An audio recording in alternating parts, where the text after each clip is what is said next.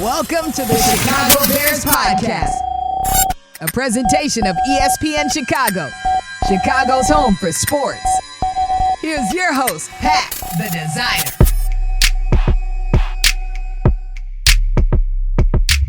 Bear down, Bears fans. Welcome into another edition of the Chicago Bears Podcast. We are continuing our Packers week breakdown, and so shout out to Courtney Cronin in the building, getting us the Eye on the Enemy episode in here as we welcome in our guest, Matt Schneidman, into the podcast. Matt covers the Packers for The Athletic. Matt, how are you doing?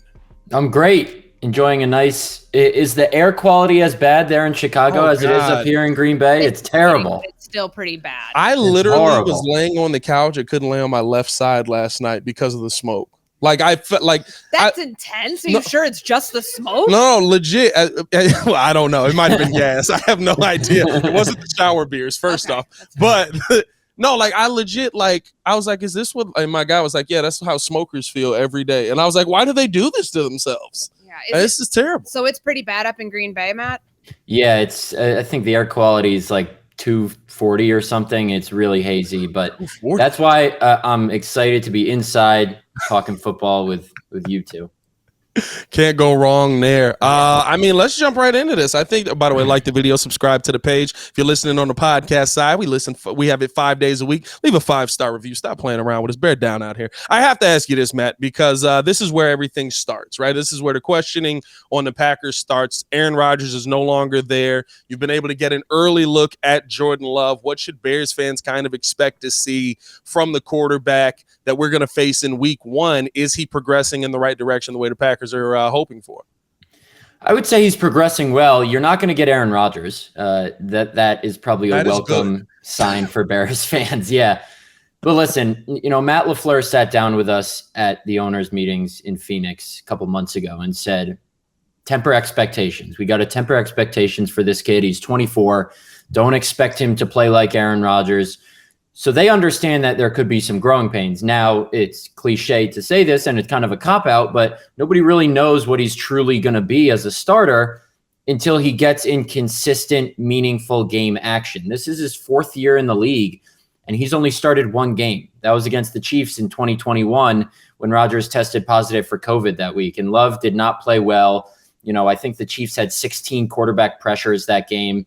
Yep. He's played sparingly in mop-up duty, and when Rodgers thought he punctured his lung against the Eagles last year, Love played a quarter, but we don't really know, and the Packers don't even know what they have in this kid until he really plays a lot of snaps. Now, that's not going to stop anybody from overreacting after week one. It's going to be Bears fans are in for another 15 years of hell with Jordan Love, or they finally conquered the Packers and this kid's a bust. So I can't wait for the post-week one reactions after that game. Yeah, it's going to be absurd, as it always is whenever these two teams play. But, Pat and I were talking about it the other day. It's been such a lopsided rivalry since the Packers took hold of the record edge back in after the 2016 season. But, what has it been like, this transition process in Green Bay, where you've had stability for 30 years, more or less, Brett Favre, then Aaron Rodgers, and now it's the unknown, which is probably pretty uncomfortable.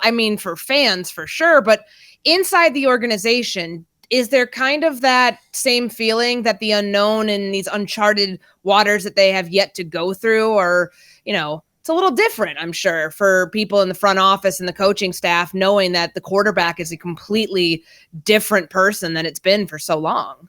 Yeah, absolutely. And it's not just the quarterback position that looks different. It's pretty much all across the offense. The most experienced receiver they have is Christian Watson, who played like 11 games as a rookie last year. They don't have Mercedes Lewis or Robert Tonyan, who's obviously down in Chicago with y'all, in the tight end room anymore. They drafted 2 rookies in the second and third round to play tight end. They still have Aaron Jones and A.J. Dillon and a very experienced offensive line, but this is a massive transition in Green Bay. Not just at the quarterback spot, but with how this entire team really looks. It's an extremely young team. And you can kind of sense in the locker room an excitement about, it's always cliche when these players say, oh, they count us out, they prove us wrong. But I think there really is a tangible feel in the locker room of, let's show that this team is not just about the quarterback, and we can rally behind Jordan Love. Jordan Love has a lot of fans in that locker room. By all accounts, both behind closed doors and in front of podiums and microphones when people talk, this is a guy who has the utmost respect of everybody around him, who's carried himself the right way through an unenviable situation these first 3 years of his career. So I think more than anything, it's just intrigue about how this all is going to play out. Now, maybe Matt LaFleur and Brian Gutekunst aren't as at ease and looking forward to it as some others, since their jobs depend on kind of this uncertainty that's about to come here in Green Bay. But I'm excited to see what happens.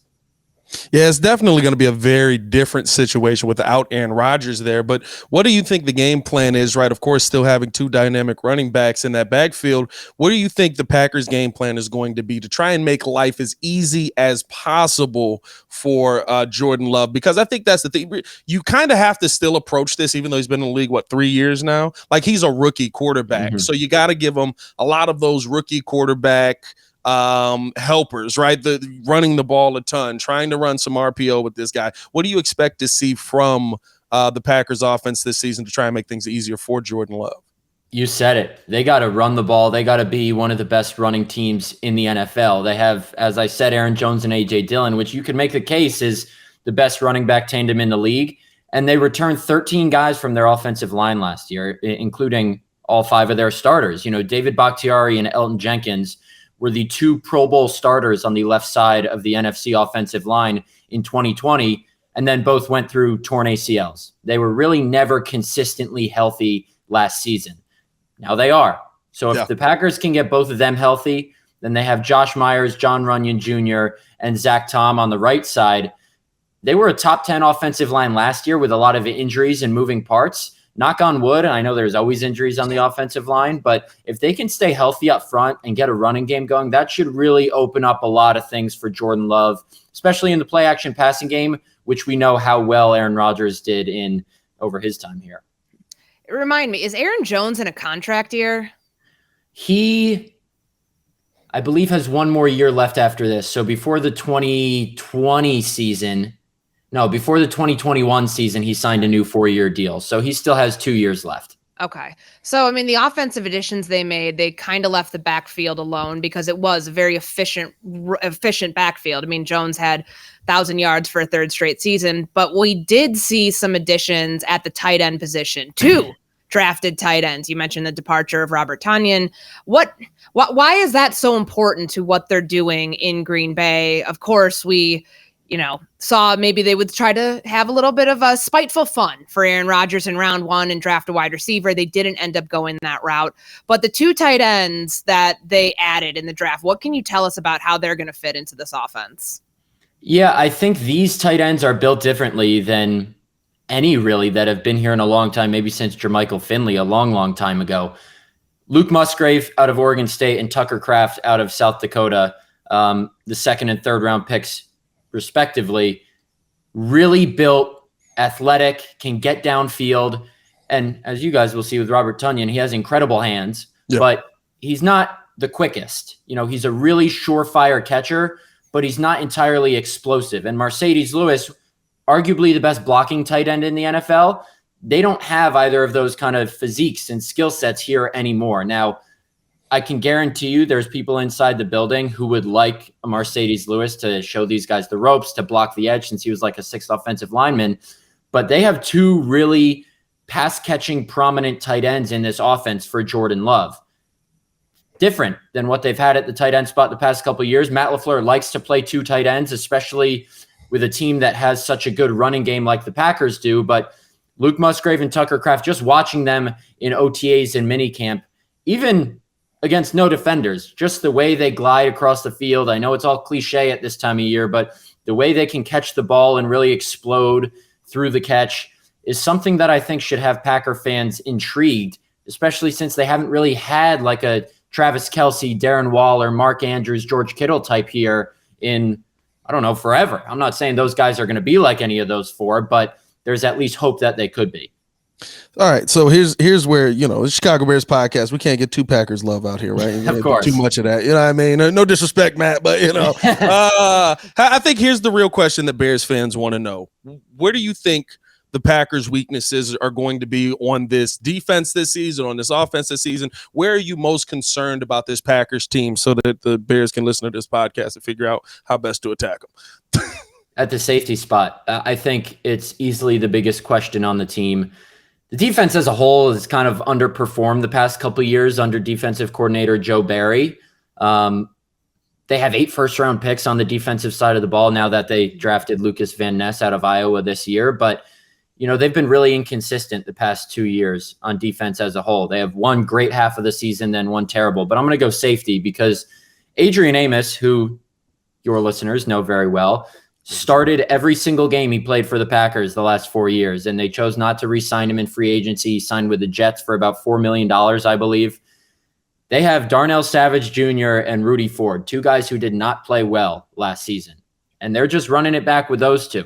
On the outside at corner, they're pretty set with Jair Alexander and Rasul Douglas, but any team who looks at this Packers secondary and says these guys are trotting out Darnell Savage and Rudy Ford to defend against the deep ball, and especially with a team like DJ Moore and Darnell Mooney and some of the deep weapons that the Bears have who were effective against the Packers last year at times, that should really get the mouthwatering, I think, because if I'm an opposing team, I look to go deep over the middle against this Packers secondary and who they have at safety.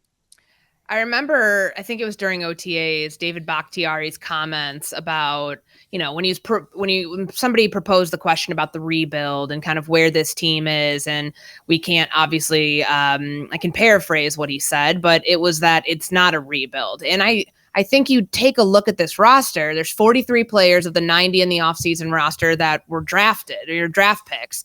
And to see the direction they're heading, I know there are people who are down on the Packers who think that this is going to be like a fall off the cliff sort of year. I don't see it like that. I understand it's maybe not rebuilding, but it's a transition into something else. Do you kind of view the whole rebuild word the same way with this team, just the way that they're constructed right now, that it won't be as bad as maybe people think? Yeah, I think everyone has a different definition of rebuild. To me, it's, you're trying to win still, but you're not expecting to, and you have no reason to win, like the Texans in recent years. I think David Bakhtiari's point was he wanted to, what he said at least, was respect kind of Aaron Rodgers. He said when Aaron came in after Brett, I would have called it a rebuild, even though he wasn't there at the time. He said, we're probably rebuilding just because we're starting anew at so many different positions. That doesn't mean we're not trying to win. That doesn't mean we're not going to win. That just means we're rebuilding parts of this team. So that's from a literal sense. I personally don't think the Packers are going to be as bad as other people do. Now, are they better at the quarterback position right now? No. It would be foolish to say they are. Going to Jordan Love is not a move made to give them a better chance to win right now. It's a move made for the long term. I think the Packers are still set up fine, especially in a weak division, because of the talent they have around Jordan Love. All they need from Jordan Love this year is for him to not lose them games. He doesn't need to be a game manager. He doesn't need to do anything outlandish. Just be a little bit above average. They have too much talent on the defensive side of the ball. Jair Alexander, Kenny Clark, Rashawn Gary, Devondre Campbell, Rasul Douglas, all guys with all-pro potential. And then on offense, like I said, you have a top 5 offensive line if they stay healthy, a good running game. And yes, the unknowns are at the skill positions, but some intriguing pass catchers. And I don't see any reason this team can be better than last year, especially given you had a quarterback with a broken thumb for 2/3 of the season last year. I'm not going to lie. It feels good to hear Packers fans talking like Bears fans have talked for the last 30 years. We got a solid defense. We got a run game, some offensive line play. We're going to get this thing together. No, I think here's my thing. Here's my biggest question with the Packers is kind of the tough part is that you're getting Jordan Love, you're getting this reset in a year after Aaron Rodgers was still a phenomenal quarterback, right? Which means your schedule's still pretty set up for Aaron Rodgers to go out there and be your quarterback, and he's just not there. When you look at kind of how this season starts, I mean, Bears, Falcons, Saints, Lions, Raiders, okay, maybe you get a reprieve there, Broncos, Vikings, Rams, Steelers.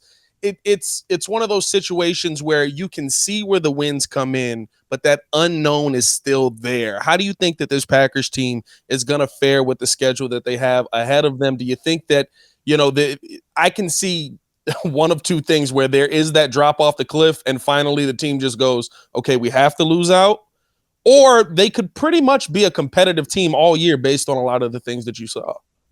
Yeah, they don't play a team that made the playoffs last season until week 8, that Vikings game. It's a pretty favorable schedule on paper. Now, who knows what's going to happen? Jordan Love could stink and they could start 0-3. They could lose to the Bears, Falcons, and Saints, and then people could be losing their minds over here. The city will be on fire. But, on paper, it's a pretty favorable schedule. It's not until late in the season, well into the second half, where I think there's a stretch of Lions, Chiefs, Chargers, and Giants, if I'm not mistaken, with, I think, two of those on the road. I think Lions and Giants are on the road, and then Chiefs and Chargers. Giants on the road, Lions on the road. Yep.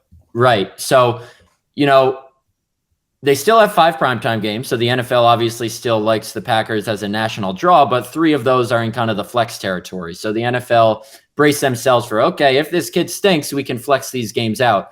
But you mentioned that Raiders game. That's the one I'm looking forward to most. Devontae Adams versus Jair Alexander. They went at it in practice for so many years. I think that might be the most challenging game in the first half of the season, just because Devontae knows this defense so well. But yeah, certainly if you had to write down a schedule yourself for Jordan Love to be able to get through his first 8 games, it's pretty close to what the Packers have now.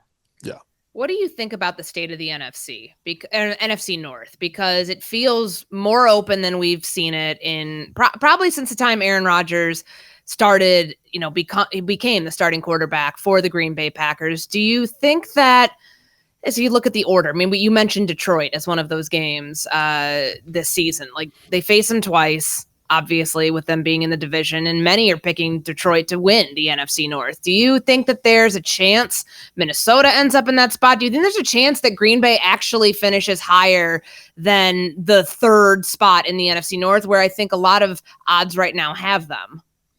Yeah, I think this division's a toss-up more so than any in the NFL. I wouldn't be surprised I would be a little surprised if the Bears finish first. I wouldn't be surprised if they finish second. Right now, I think it goes Vikings, Packers, Lions, Bears, but without too much separation. You got to think the Vikings regress to the mean after all those 1-score victories they had last year. The Packers, I expect to be around the same. The Lions, probably around the same. I know everyone's loving them because they reeled off a bunch of wins in a row. And I mean, they still didn't make the playoffs last year. And they still have Jared Goff, who's a good quarterback, but it's not like they have any, enticing new players, and arguably their most exciting offensive weapon is suspended, I believe, for the first 6 games of the season for betting on games from his own facility. And then, I think the Bears are probably the biggest unknown with the pieces they added, and who knows, they could be this year's Lions, where they go from no expectations to the cusp of the playoffs. So that's the great thing about covering the NFC North, as we all do, is it's not the prettiest at times, but it's one of the most interesting and intriguing divisions in football that keep it interesting for us. Yeah, it's going to be such an interesting season to me, especially just seeing how the division plays out. Because to me, I look at the Packers as that second half of the season could change a lot of how people are, how ownership in the organization is going to go through the second half of the season. But I'm with you, man. Like, I want to say that the Lions are going to take this next step, but haven't we been here before? Haven't we had the Calvin Johnson, Matthew Stafford Lions, who we finally got our running game now with Reggie Bush, and we're going to take this next step? We won 9 games last year, and then you're like, how'd you guys win 6? Like, I want to take that, like, the Lions are the class of the division. I don't know if I think the Vikings are either. I just don't think that there is a class in this division. I don't think that there's that much separation between everybody. In my mind, I like to think that the Packers aren't going to be that good, but realistically, 7-9 is still better than we thought, than a lot of people thought that they would end up going this season. Yeah, if you look at the Vikings, once the Packers realized that they shouldn't give Justin Jefferson 15 yards of cushion every single snap, they beat them by 100 points in week 17. So maybe sticking your all-pro cornerback on arguably the best receiver in the game is a good move, and it paid off, and certainly helps that your kick returner returned a kick 105 yards for a touchdown in that game too. But certainly I think the Vikings are going to regress. I don't see them putting up 12 wins or whatever they did next year. And like I said, it's really a toss-up. I think Justin Fields is a good quarterback who, at the end of this season, people could be saying he's the best quarterback in the division. And that's not just me, catering to Bears fans here since I'm on a Chicago Bears show, but I think it's very possible. And I'm really excited to see, week 1, Jordan Love going into Soldier Field. Come on, you can't ask for anything better than that.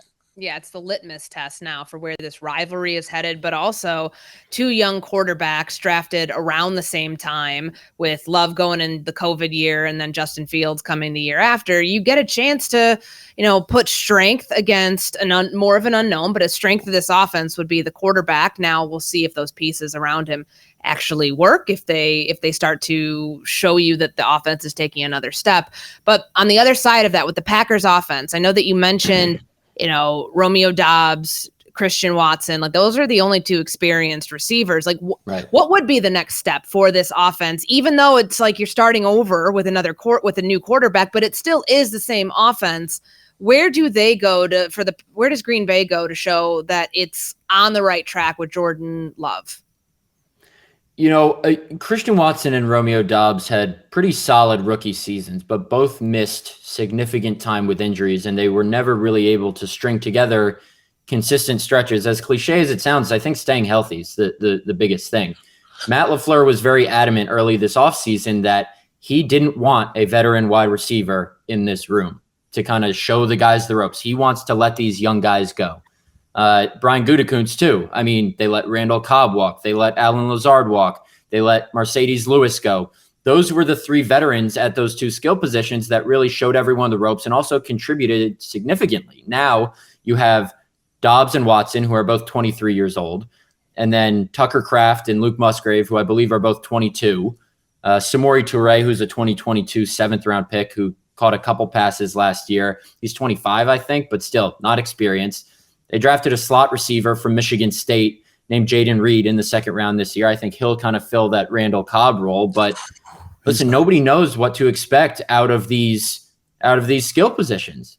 But I think at some point, I think there's something to be said for guys figuring it out at the same time by themselves. This isn't like, now I'm not saying Aaron Rodgers was too demanding. Obviously, the standard he held for his receivers worked for the last 15 years here. But if Rodgers last year, for example, was visibly frustrated with some of the mental mistakes his young receivers would make on the field, not knowing, when to break out of routes, so on and so forth. Jordan Love, he's learning all this stuff at the same time as the receivers. There's no waiting for his receivers to play catch up.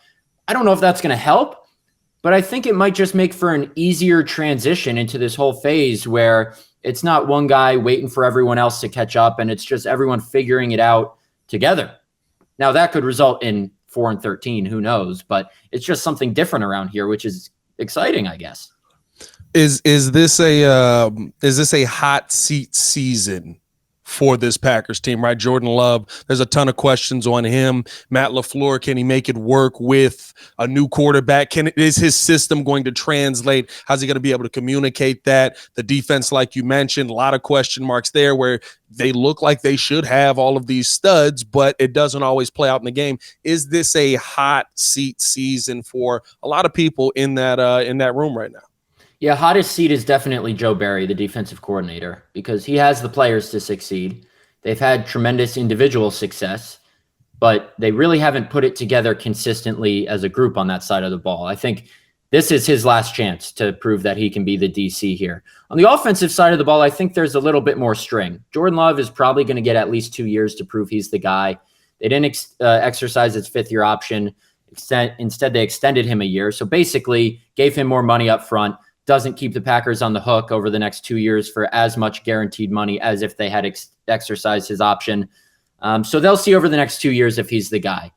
I think hotter seat in the higher up department is Brian Gutekunst, just because he rolled the dice drafting this guy, ticking off Aaron Rodgers with 4 years left on his contract. This was his prize, most important draft pick in his now 6 years as GM.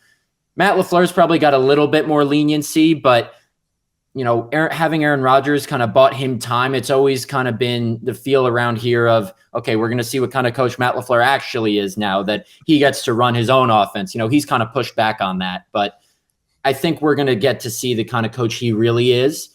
He might get a little bit more string than Goody, but I would say Joe Barry, definitely on the hot seat this year, and then Goody and LaFleur more so next year. Because, if Jordan Love stinks this year, Aaron Rodgers wasn't great in his first year either. I think he threw 13 interceptions. Packers went 6-10.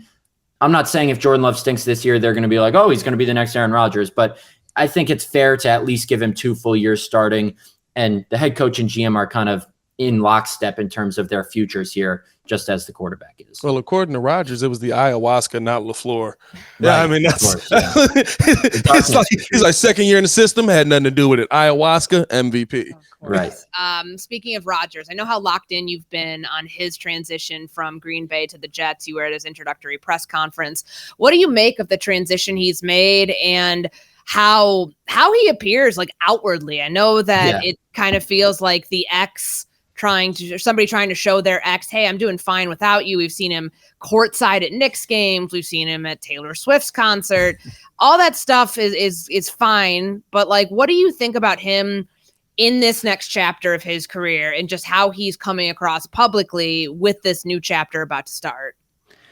Yeah, I think there have been people on the ever civilized streets of Twitter that say, oh, he's just trying to stick it to the Packers and show him that he's happy at his new place. Listen, as someone from the New York City area myself who has lived in Green Bay the past 4 years, there ain't much to do here in Green Bay. So I don't blame him for getting out and doing everything possible in New York. When I talked to him on the phone a couple weeks ago, he seemed very happy, at ease. And you've heard Randall Cobb, probably his best friend on planet Earth, say, I haven't seen Aaron this happy in a while. Now, was that because he didn't like Brian Gutekunst? Perhaps, but I think just a fresh start is what he needed.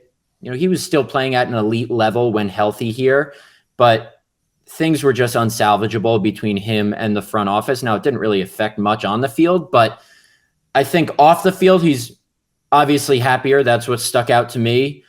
On the field, I didn't talk to him about this specifically. I don't know if he really even wanted to play for the Jets. Like, obviously he's going to say that, but as anyone does in life, you just want to be wanted. Yeah. And they're the team that wanted him the most. The Packers did not. So now he's on the Jets. And guess what?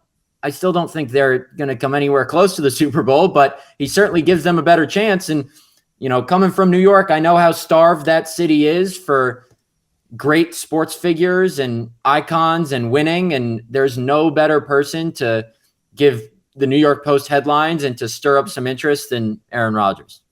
You mentioned how, he just wants to be wanted out there. Did the breakdown with the front office basically happen from the Jordan Love scenario? Is that the beginning of all of this? I mean, it seemed like to me from that moment on, Aaron was like, I'm going to go out here. I'm going to win games because I'm Aaron Rodgers and there's just not much you can do to stop me.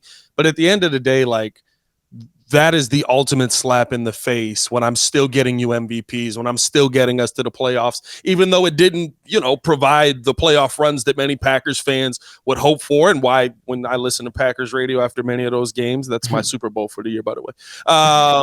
When I listen to many of those games and they're just like, get Rodgers out of here. He's old and washed up and we're sick of him. Is that kind of where the breakdown initially happened to where he's in New York now? No, it started before that. It's I think, been a while in terms of him not seeing eye to eye with people who are above him in that building. Now, when I wrote that story a couple weeks ago, I started the timeline of when they drafted Jordan Love. Not to say, this is where Rodgers first got pissed off, but just because Jordan Love's taken over, it was easy to kind of paint the picture of the last 3 years. Now, the Jordan Love pick certainly didn't help.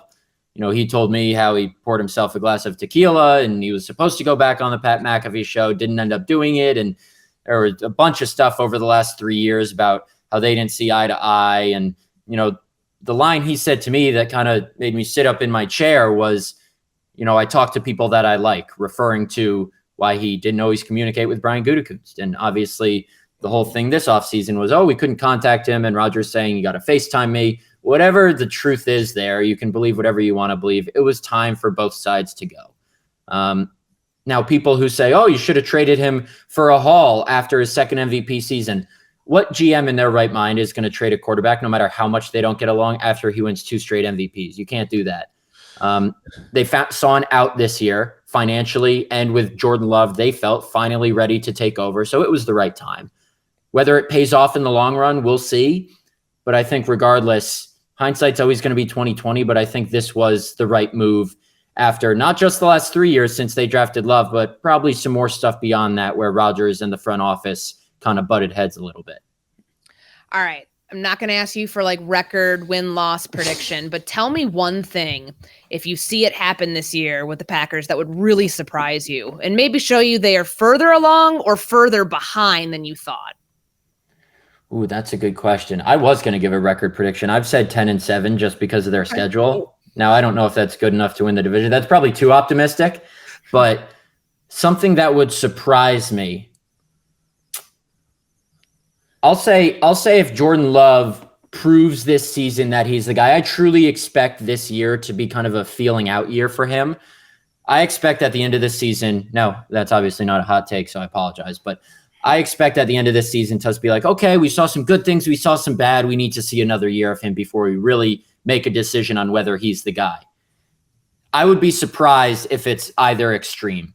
If we say, okay, he's the guy, we got our next Rodgers. I don't expect that in any case, but I would not expect Jordan Love to light the world on fire this year. I don't expect the Packers to throw that much on his plate. I don't expect him to take those insane chances that Rodgers did. I expect him to play it safe more than not and try and let the running game and defense win them games, which they're capable of doing.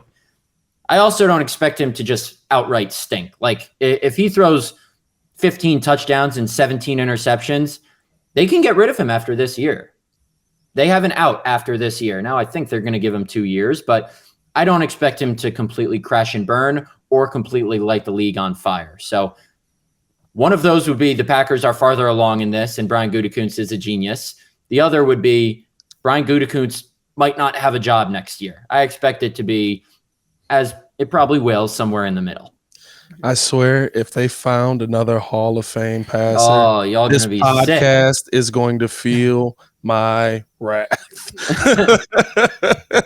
Hey, Matt, we appreciate you for coming on. We appreciate you giving us an inside look at what's really going on around the Packers. Of course, you're at The Athletic, but let the people know out there in the podcast space where they can find you to follow along and hopefully just troll you for the Bears having a good season. Please, I don't mind trolls at all. I do a podcast called Head of the Pack over on The Athletic with Bill Huber, who's covered the Packers for a while up here in Green Bay. But yeah, I can't wait to see everyone week one. Thanks so much for having me on. Always love talking some football, especially when I'm looking at my watch every day, seeing how many days we have until training camp. Yeah, it is getting lengthy. It's getting lengthy. As always, man. As always, we appreciate you guys for showing love. Hit that like button, subscribe to the page, drop a bird down if you haven't done so. For Courtney Cronin and Matt Schneidman, I am Pat the Designer, back at it again. Y'all stay safe out there, Chicago, and wear your N95s. It's bad. It's bad. Peace.